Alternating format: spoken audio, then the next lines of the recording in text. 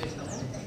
మరి ఎందుకు డిస్టర్బ్ అవుతున్నాం అప్పుడు తెలుసుకున్నది ఏం కొట్లాడతారన్నా ఎందుకు వచ్చారా అని అనుకున్నారు కాబట్టి దాని గురించి ఎక్స్ప్లెయిన్ చేస్తాం. ఎందుకంటే ఈరోజు మీకు రావాల్సినటువంటి ప్రభుత్వాలు అంటే ఇప్పుడున్న కాంగ్రెస్ ప్రభుత్వం ఇప్పుడున్న ప్రభుత్వం మీకు ఇవ్వాల్సినటువంటి స్కాలర్షిప్లు కానీ ఫీజు రియంబర్స్మెంట్ కానీ ఇంతవరకు ఇవ్వలేదు. ప్రభుత్వం వచ్చి దాదాపు 11 నెలలు అవుతుంది. పోయిన డిసెంబర్ 9కి ప్రభుత్వం వచ్చింది.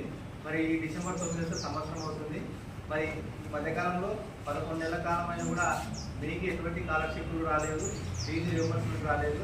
మరి స్కాలర్షిప్లు ఫీజు రియంబర్స్మెంట్ రాకపోతే పరిస్థితి ఎట్లుంటుందంటే ఇప్పుడు కాలేజీ యజమాన్యాలు కూడా వాళ్ళు కూడా ఎందుకంటే వాళ్ళకు కూడా కాలేజీ రన్ కావాలంటే మీరు ఫీజు కడితేనే రన్ అవుతుంది. మరి మీరు స్కాలర్షిప్ ఫీజు రియంబర్స్మెంట్ వస్తేనేమో డైరెక్ట్ కాలేజ్ వాళ్ళు వస్తుంది, ఏం ఇబ్బంది ఉండదు. ఒకవేళ ఫీజు రియంబర్స్మెంట్ రాలేదనుకో ఇప్పుడు ఎవరు కట్టాలి, మనమే కట్టాలి కదా, అంతేనే కదా. సో కాబట్టి ఆ ఫీజు రియంబర్స్మెంట్ కోసం చాలా రోజుల నుంచి పోరాటం చేస్తూ ఉన్నాం మన టీఆర్ఎస్ టీం అంతా. మరి రాష్ట్రం అంతా కూడా టీఆర్ఎస్ విద్యార్థి తరఫు నుంచి విద్యార్థులకు ఎక్కడ సమస్యలు ఉన్నా, ఎక్కడ ఏ ప్రాబ్లం ఉన్నా, ఏ సమస్య ఉన్నా కూడా అందరికి కూడా ముందుండి పోరాటం చేస్తుంది మీ హక్కులు మీకు రావడం కోసం. మరి అందుకోసమని ఈరోజు మీరు కూడా ఆలోచన చేయాలి. ఎందుకంటే ప్రభుత్వం వచ్చి 11 నెలలు అవుతుంది, మనకి ఇంతవరకు రాకపోతే మన తల్లిదండ్రులు ఏమో ఇంటి దగ్గర పైసలు అడిగితే లేవని చెప్తారు. ఎందుకంటే వాళ్ళు కూడా ఎందుకంటే మిమ్మల్ని రోజు స్కూల్ పోయి బతికి మిమ్మల్ని చదివిస్తూ ఉన్నారు. అంటే నా బిడ్డ చదువుకుంటే మంచిగా ఉంటుంది, నా బిడ్డ చదువుకుంటే భవిష్యత్తు ఉంటుందని వాళ్ళు సంపాదించి అంటే స్కూల్ పోయి సంపాదించి మీకు పెడుతున్నారు. అంటే మీరు కూడా ఆలోచన చేయాలా. ఎందుకంటే తల్లిదండ్రుల మీద డిపెండ్ అయ్యి మీరు ఇక్కడ ఈరోజు విద్యను అభ్యసిస్తున్నారు కాబట్టి మీరు కూడా కొంత సమాజం పట్ల అవగాహన ఉంది. మరి మీ అంటే మనకు ఎందుకు రావట్లేదు, ఎక్కడ రావట్లేదు అనే ఆలోచన కూడా మీరు చేయాలి. కాబట్టి మా విద్యార్థి వాళ్ళు మీకు వెన్నట్టు ఉంటుంది ఎప్పటికీ. ఖచ్చితంగా మీరు కూడా మాకు సహకరిస్తే మేము మీ సమస్యల కోసం ముందుండి కొట్టడానికి ఆస్కారం ఉంది. ఉంటాం కూడా తప్పకుండా వచ్చేంత వరకు కూడా పోరాటం చేద్దాం. అందుకోసమనే ఈరోజు మా భారత రాష్ట్రం నుంచి విద్యార్థుల నుంచి ఇక్కడ రావడం జరిగింది. మరి అదేవిధంగా కూడా ఇంకా మన ప్రభుత్వం ఇంకా కొన్ని విషయాలు చెప్పింది. ఏమని చెప్పిందంటే మనకి ఎస్సీ ఎస్టీ విద్యార్థులు ఎవరైనా పాస్ అయితే కూడా అంటే 10వ తరగతి పాస్ అయితే కూడా 10,000 ఇస్తామని చెప్పింది. మీకు ఇంతవరకు ఎవరికైనా 10,000 వచ్చినాయా? మీకు తెలుసా 10,000 ఇస్తామని ప్రభుత్వం చెప్పిందని? అంటే మేనిఫెస్టోలో వాళ్ళు పెట్టిరు. అంటే ఇది ఓన్లీ ఎస్సీ ఎస్టీలు ఉన్నారు రైటా? ఎస్సీ విద్యార్థులు ఎవరు లేదా? ఎస్సీ అంతా ఎస్సీలు ఉన్నారు. అంటే వాళ్ళు చెప్పింది ఏంటంటే ఎస్సీలకి ఎస్టీలకి విద్యార్థులకు మాత్రమే 10వ తరగతి పాస్ అయితే 10,000 ఇస్తాను చెప్పింది. ఇంటర్మీడియట్ పాస్ అయితే 15,000 ఇస్తాను చెప్పింది. మీరు గుర్తుపట్టుకోవాలా. రేపు పొద్దున అడగాల మీరు ఎవరైనా వాళ్ళు కాంగ్రెస్ మంత్రులు కానీ ఎమ్మెల్యేలు కానీ ఎవరైనా వస్తే కూడా అడగాల మీరు అన్న మేము 10వ తరగతి పాస్ అయినా 10,000 ఎప్పుడు ఇస్తామని అడగాల. వాళ్ళే చెప్పారు తమ్ముడు, మనం చెప్తలేము, మనం చెప్తే మనకు సంబంధం లేదు. అది వాళ్ళు చెప్పారు కాబట్టి చెప్పినప్పుడు ఇవ్వాలి కదా, ఇవ్వాలా లేదా అట్లా. అందుకోసమనే వాళ్ళు రేపు ఊళ్ళోకి కూడా వస్తారు. వచ్చినప్పుడు మీరు చదువుకున్నారు కదా, మీరు చదువుకున్న వాళ్ళు మీరు చైతన్యవంతులు జ్ఞానవంతులు సమాజాన్ని మీరే నడిపేటువంటి సత్తా శక్తి సామర్థ్యాలు మీ లోపల ఉన్నాయి. అవి మీరు బయటకు ఇవ్వకపోవడమే లోపం. ఇవ్వాలి. అందుకోసమనే ఎవరు వచ్చినా నిలదీయండి. మాకు ఇచ్చేటువంటి ఎప్పుడు ఇస్తారని అడగాల. అదేవిధంగా డిగ్రీ పాస్ అయితే కూడా 25,000 ఇస్తానని చెప్పినాడు. పీజీ పాస్ అయితే 50,000 ఇస్తానని చెప్పినాడు. ఇంకా మస్తుగా చెప్పినాడు. అవన్నీ ఏవి అయితే లేవు. ఇంకోటి గురుకుల పాఠశాలలు కూడా నిర్వీర్యం అయిపోతున్నాయి. గురుకులాల్లో ఫుడ్ సరిగ్గా పెడతలేరు. అంటే అన్నంలో పురుగులు వస్తున్నాయి, సాంబార్లో పురుగులు వస్తున్నాయి, ఇంకా రకరకాల ఇబ్బందులు ఉన్నాయి. ఆ గురుకుల పాఠశాలను కూడా తీసేసే పరిస్థితుల్లో ఉన్నారు. దాదాపు మన రాష్ట్రంలో 1,023 గురుకుల పాఠశాలలకు ఈరోజు అంటే మౌలిక వసతులు కల్పించక విద్యార్థులని ఆగం చేస్తూ ఉన్నారు. అంటే విద్యార్థులు చాలా కోసపడుతూ ఉన్నారు. ఎందుకంటే సదుపాయాలు లేక. అంటే తిండి ఉంటేనే కదా, తిండి మంచిగా ఉండాలా, విద్య బాగా చెప్పాలా, అప్పుడైతేనే మనకి విద్య వస్తుంది. మరి శారీరకంగా పరిపుష్టిగా ఉండాలంటే తమ్ముడు ఎందుకు నవ్వుతున్నావు? నేను సైలెంట్ చెప్తున్నా కదా, మీకోసమే చెప్తున్నాను. నేను మీరు రాజకీయం చెప్పేసేది అట్లా ఆ రకంగా. అంటే ప్రభుత్వము చేయాలి విద్యార్థులకి, అవి చేయట్లేదు. అందుకోసమనే ఈరోజు ఈ రకంగా వచ్చినాము. ఇంకోటి ప్రతి విద్యార్థికి కూడా చదువుకున్న విద్యార్థికి 5 లక్షల భరోసా విద్యా భరోసా కార్డు అని 5 lakhs ఇవ్వాలి ప్రభుత్వం, ఇస్తానని చెప్పింది. కానీ ఇంతవరకు అది కూడా చేయలేదు.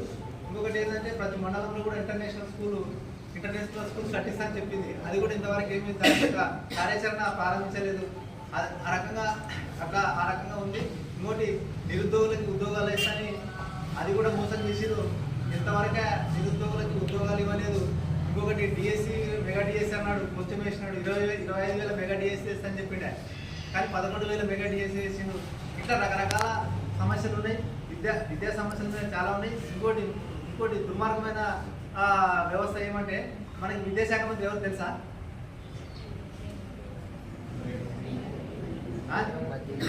గట్టి చెప్పండి రాసిన ఎవరు చెప్పు, గడి చెప్పమ్మా తల్లి. తెలిసే చెప్పండి అమ్మ.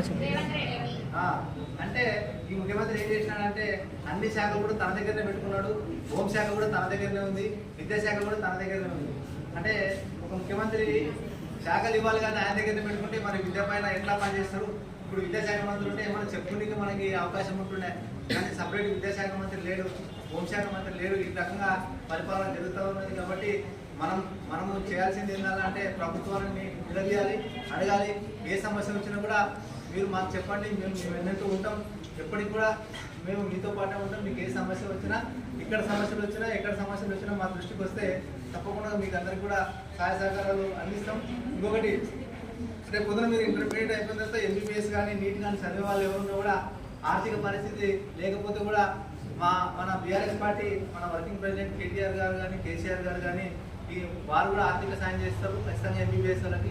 అంటే చేసిరన్నా మరి ఊగా చెప్తున్నాను అంటారు. నేను ఎగ్జాంపుల్ చెప్తాను మీకు. ఇక్కడ మన జిల్లానే జరిగింది.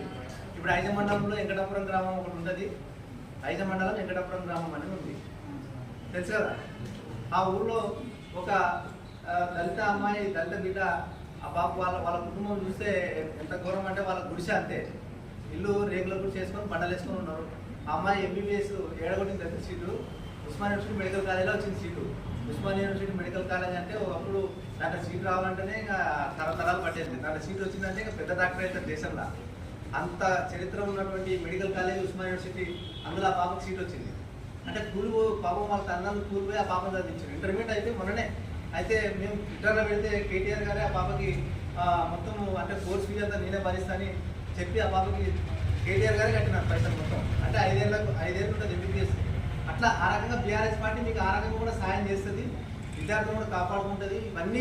ఇవన్నీ కూడా చేస్తుంది. కాబట్టి ఈరోజు భారత రాష్ట్ర సమితి కేసీఆర్ గారి నాయకత్వంలో మన రాష్ట్రంలో అద్భుతమైనటువంటి గురుకుల పాఠశాలలు, అంటే సాంఘిక సంక్షేమ హాస్టళ్ళు, మహాత్మా జ్యోతిరావు పూలే హాస్టళ్ళు, మైనార్టీ హాస్టళ్ళు, సోషల్ సాంఘిక సంక్షేమ హాస్టల్స్, ఇవన్నీ రకరకాలుగా విద్యా వ్యవస్థ పైన. లేకపోతే ఈరోజు ప్రైవేట్ జూనియర్ కాలేజీలో 100 మంది ఉండాలి వాస్తవానికి. ఒకప్పుడు ఈ కాలేజీలో 100 మంది ఉండేది.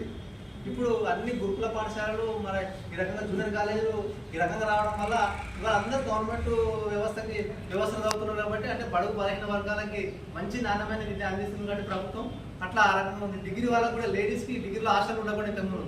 ఇప్పుడు రెసిడెన్షియల్ డిగ్రీ కాలేజ్ అనేది రాష్ట్రంలో 70 ఉన్నాయి. అంటే డిగ్రీ వాళ్ళకు కూడా లేడీస్కి మొత్తం హాస్టల్ విత్ స్పెషాలిటీతో పాటు కూడా అవి కూడా ఉన్నాయి గురుకులాలు. సో ఆ రకంగా అన్ని రకాలు కూడా ప్రభుత్వం చేసిన, కానీ ఇప్పుడు వచ్చిన ప్రభుత్వం ఏం చేయట్లేదు. వాటిని అన్నింటినీ మూసేయాలని చూస్తుంది. కాబట్టి మనం ప్రశ్నిద్దాం, నిలదీద్దాం, అడుగుదాం, అవసరమైతే కొట్లాడదాం అనేది నినాదం. మరి అట్ ద సేమ్ టైం ఇక్కడ మన జ్ఞానప్రభ కాలేజ్ కూడా చాలా ఏళ్ళ నుంచి మంచి పేరుంది కాలేజీకి.